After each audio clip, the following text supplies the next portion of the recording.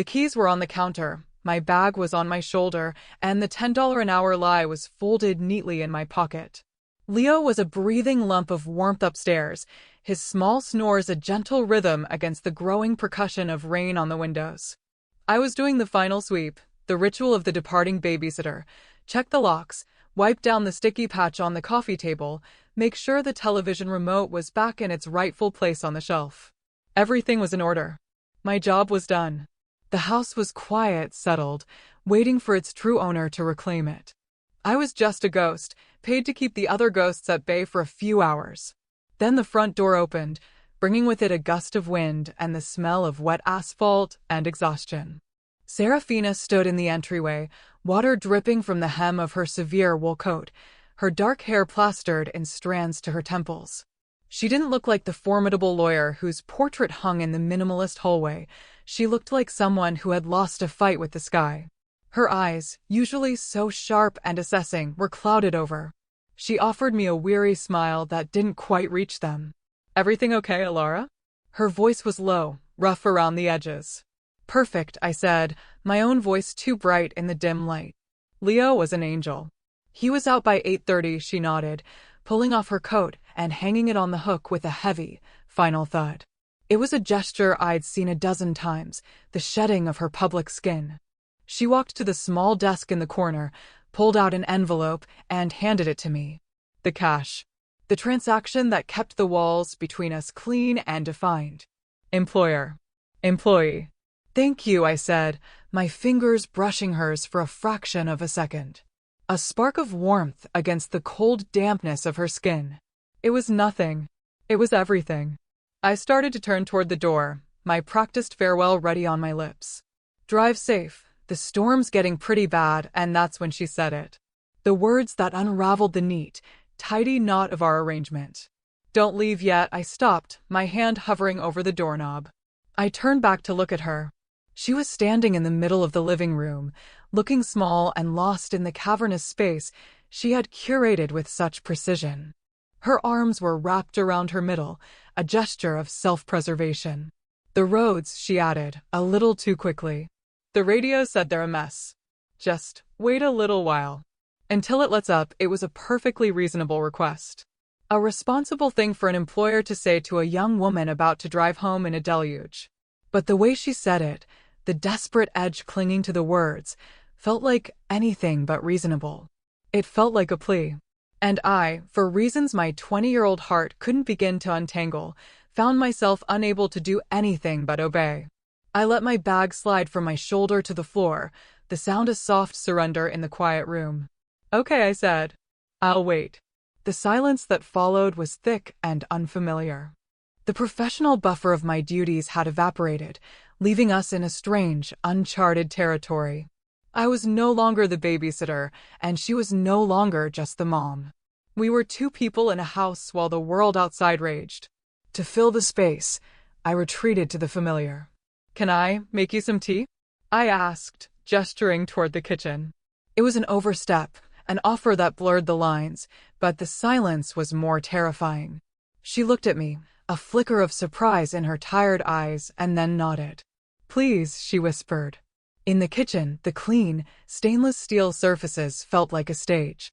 I moved with a careful, practiced efficiency, finding the kettle, the mugs, the box of chamomile tea without having to ask. I knew this kitchen. I knew that the spoons were in the second drawer on the left, that she preferred honey to sugar, that the blue ceramic mugs were reserved for guests. I had always considered myself a guest. Tonight, I wasn't sure what I was. I filled the kettle, and the click of the button turning on was deafening. Serafina leaned against the doorframe, watching me. I could feel her gaze on my back, a tangible pressure. I focused on the simple mechanics of my task: tear open the paper packets, place the bags in the mugs, line up the spoons. Anything to avoid looking at her, to avoid acknowledging the strange current humming between us. "You're very capable," she said, her voice still quiet. It wasn't a compliment so much as a flat observation. "I try to be," I answered, my back still to her. The water began to boil, a frantic, bubbling sound that matched the frantic thrumming in my chest. I poured the water, steam rising to cloud my face. I carried the 2 mugs to the small kitchen island and placed one in front of the stool where she had now seated herself. I took the one opposite her, wrapping my hands around the warm ceramic, a shield against the chill in the room that had nothing to do with the temperature. We sat there, sipping tea in a silence broken only by the drumming of the rain and the hum of the refrigerator. I studied her over the rim of my mug. The harsh overhead lights of the kitchen were unforgiving, carving new lines of exhaustion around her eyes and mouth. She had undone the top 2 buttons of her silk blouse, and I could see the delicate hollow of her throat. I had never seen her look so undone, so vulnerable. She was always perfectly composed, a woman encased in expensive fabrics and an impenetrable aura of confidence. Seeing her like this felt like a secret I shouldn't be privy to. It felt dangerously intimate. "Bad day?" I ventured, the question hanging in the air like the steam from our tea. It was a risk, a step across the line I had so carefully drawn for myself over the past 6 months of working for her. Serafina stared down into her mug, swirling the pale golden liquid. For a long moment, I thought she wouldn't answer, that she would retreat back behind her wall of professional distance. The wall I usually found so comforting. But then she sighed, a sound that seemed to carry the weight of the entire day, the entire week. "You have no idea," she said, her voice bitter. She finally looked up, and her eyes met mine. There was no filter, no mask. Just a raw, aching weariness that stole my breath. "It was the anniversary," she said, so quietly I almost didn't hear her over the storm. "Of the day he left," she didn't need to say his name. I had seen the ghosts of him in the empty spaces on the bookshelves, in the single toothbrush by the sink, in the way Leo would sometimes ask a question about his father that Serafina would answer with a brittle cheerfulness. I knew he was a wound she carried, but I had never imagined she would let me see it. "I'm sorry," I said, the words feeling clumsy and inadequate. What else was there to say? I was the babysitter. I was here to manage her child, not her grief. But my heart ached for her, for the profound loneliness that radiated from her in waves. "Don't be," she said, taking a shaky sip of tea. "It's just a day." "It's ridiculous to let a date on a calendar have this much power," she was arguing with herself, trying to reason her way out of a feeling. I recognized the tactic. I used it all the time. We fell back into silence, but it was different now. It was heavier, freighted with the weight of her confession. The storm outside seemed to intensify, a shutter rattling somewhere in the house like a restless spirit. The lights flickered once, twice, then died, plunging us into absolute darkness. I gasped, a stupid, involuntary sound. Serafina, however, was completely still. After a beat, I heard her chair scrape against the floor. "Stay put," her voice came out of the blackness, calm and steady. "I have candles in the living room." I sat frozen on my stool, my hands clutching my cooling mug. The darkness was disorienting, amplifying every sound, the rain, the wind, my own ragged breathing. It stripped away the familiar landscape of the kitchen, of our roles, leaving only the 2 of us, suspended in the void. A moment later, a small, brave flame flickered to life in the adjoining room, and then another. Serafina returned, holding a single white candle on a saucer. The flame danced, casting long, wavering shadows that made the room seem both larger and smaller at once. Her face was transformed in the candlelight, the harsh lines softened, her eyes deep, dark pools. She was beautiful in a way that hurt to look at. She placed the candle on the island between us. The tiny flame fought against the oppressive darkness, a fragile beacon. Our world had shrunk to this small circle of warm, flickering light. Outside of it, there was only the storm and the ghosts. "Better?" she asked, her voice a low murmur. I nodded, though I wasn't sure it was. The darkness had been a kind of shield, but this intimate, golden light was something else entirely. It was revealing. It made it impossible to hide. We abandoned our tea and moved to the living room, where she had lit several more candles. We sat on the large, comfortable sofa, a respectable distance between us, and watched the storm through the floor-to-ceiling windows. Lightning would occasionally split the sky, a brilliant, terrifying flash that illuminated the thrashing trees in the yard, freezing them for a moment in a stark, black and white photograph of chaos. Then the thunder would roll, a deep, guttural sound that vibrated through the floorboards, through the soles of my feet, and into my bones. It felt like the house was a ship on a violent sea, and we were its only two passengers. "I shouldn't have asked you to stay," Serafina said suddenly, her voice barely audible over the roar of the wind. She was staring out the window, her profile etched by the candlelight. "It was unprofessional, it's fine," I said quickly. "The roads are probably terrible. It's safer here." We were both lying, both clinging to the plausible excuse, because the truth was too dangerous to acknowledge. The truth was that the storm outside was nothing compared to the one brewing inside this room. The truth was that I hadn't wanted to leave. The truth was that she hadn't wanted to be alone. She turned her head to look at me, and the distance I had so carefully maintained on the couch suddenly felt non-existent. The air between us crackled with unspoken things. I could smell the lingering scent of her perfume, a complex fragrance of sandalwood and something vaguely floral, mixed with the clean scent of rain. I saw the way the candlelight caught the silver flecks in her dark eyes. "Why are you so good to him, Alara?" she asked, her voice thick with an emotion I couldn't name. To Leo, the question caught me off guard. "It's my job," I said, the automatic, hollow response. "No," she shook her head, her gaze intense. "It's more than that. You're patient with him. You see him. You don't just watch him." My throat felt tight. I thought of Leo, of his wild imagination and his surprisingly serious questions about the stars.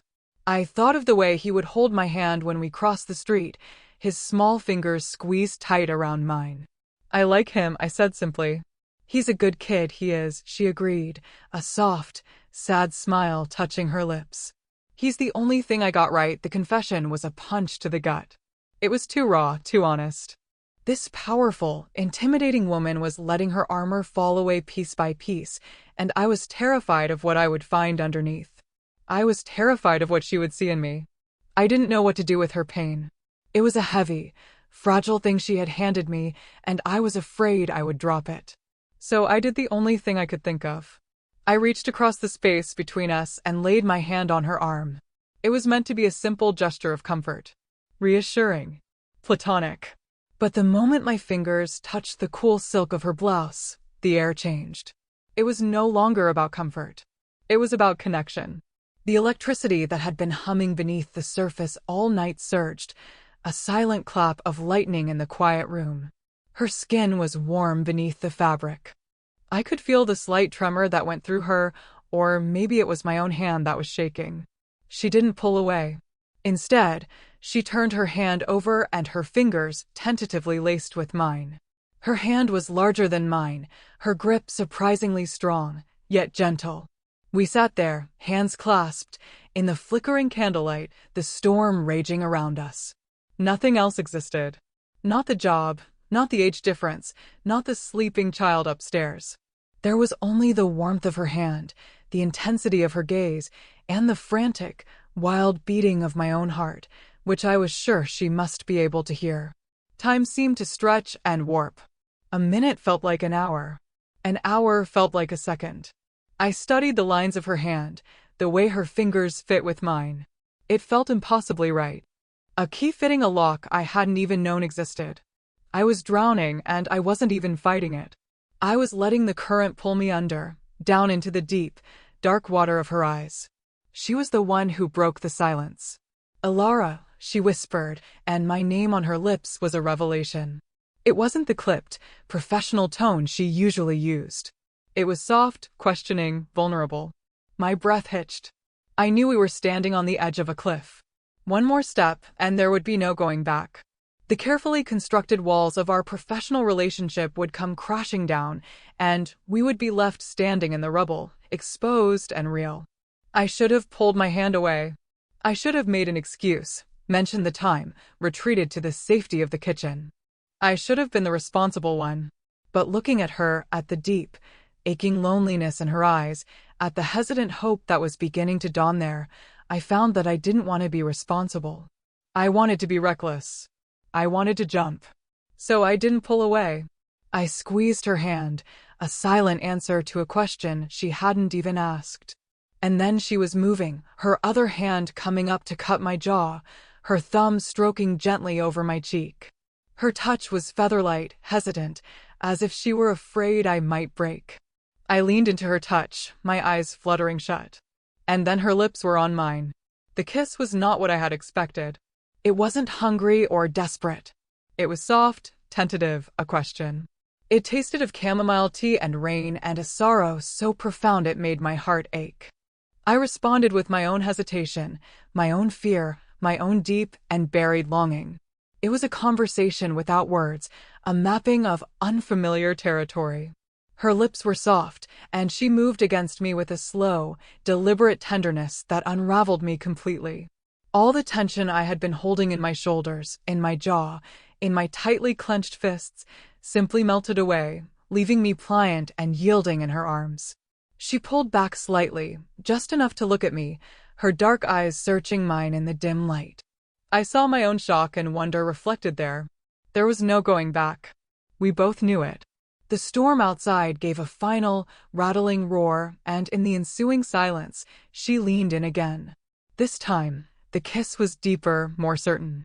It was a claiming, a surrender. She tasted of hope.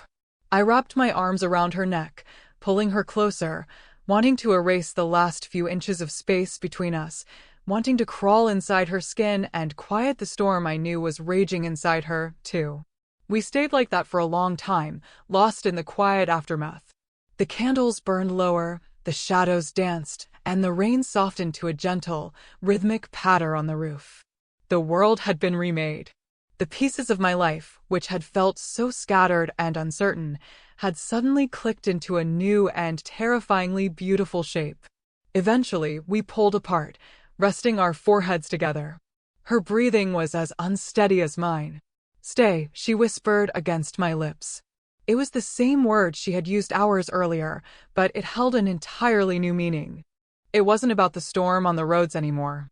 It was about the storm in our hearts. It wasn't a request. It was a prayer. And this time, when I answered, my voice was clear and steady. Okay. We didn't sleep. We talked. We sat on the sofa as the candles burned down to puddles of wax and the first pale, gray light of dawn began to seep through the windows. She told me about her marriage, about the slow, painful erosion of love into indifference and then cruelty. She told me about her fears for Leo, about the crushing weight of trying to be everything for him. She spoke of her loneliness not as a feeling, but as a physical presence, a cold and constant companion in this big, empty house. I listened, and for the first time, I felt like I was seeing the real Serafina, the woman behind the perfect suits and the formidable reputation. And I told her things too. I told her about my family in a town hundreds of miles away, about my dreams of being a writer, dreams I had almost let myself forget. I told her about my own loneliness, the quiet, aching kind that comes from being young and adrift in a city that doesn't know your name. In the soft morning light, stripped of the dramatic shadows of the night, everything felt fragile and intensely real. We were two solitudes finally touching. When the sun was fully up, casting long, hopeful stripes of light across the wooden floor, she stood and walked to the kitchen. I followed. The room looked the same, but everything was different. The mugs from the night before were still on the island. She didn't move them. Instead, she took out two new ones, the familiar blue ceramic ones. She filled the coffee maker, the scent of fresh grounds filling the air, a smell of new beginnings. She handed me a mug, her fingers brushing mine. This time, the touch wasn't accidental or charged with forbidden electricity. It was simple, warm, and real. We stood by the window, sipping our coffee, watching the world outside wake up. The storm had washed everything clean. The leaves on the trees glistened, the air smelled of wet earth and possibility. Leo would be waking up soon. The day would begin. Our roles would threaten to snap back into place. But something fundamental had shifted. A wall had been breached, not with a violent crash, but with a quiet, desperate request on a stormy night. "Don't leave yet," I looked at her, at the faint morning light catching the silver in her hair, at the soft, tired peace that had settled on her face, and I knew I wasn't going anywhere. I had been paid to keep the ghosts at bay for her son. But on a night when the sky broke open, I had ended up staying to help her fight her own. And in the quiet light of dawn, I realized I had found a reason to stop being a ghost myself.